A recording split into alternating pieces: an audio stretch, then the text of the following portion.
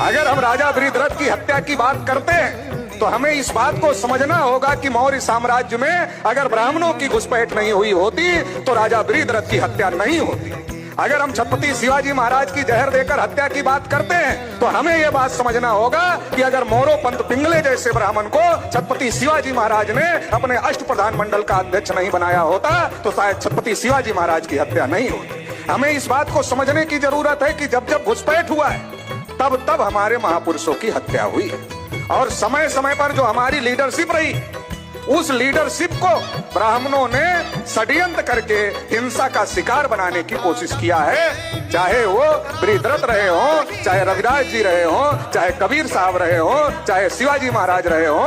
और अगर बिहार की बात किया जाए तो बिहार में जगदेव बाबू ने जब यहाँ आंदोलन चलाया कि 100 में 90 शोषित हैं, 90 भाग हमारा है, धन धरती और राजपाट में 90 भाग हमारा है, शोषितों ने ललकारा है 90 भाग हमारा है। जब ये आंदोलन चलाया जगदेव बाबू ने तो क्या हुआ? जगदेव बाबू की पुलिस को आगे करके हत्या की गई। इनकी औकात नहीं है आमने सामने लड़ने की।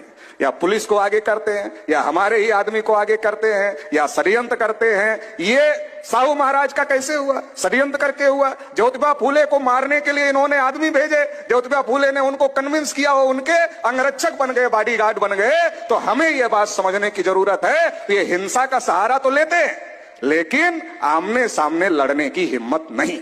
पहले ये हमारे लीडरों का शिकार करते थे, अब इनको ये पता चल रहा है कि लीडर को शिकार करना मुश्किल हो गया। क्यों मुश्किल हो गया? इसलिए मुश्किल हो गया कि समाज जागृत हो गया।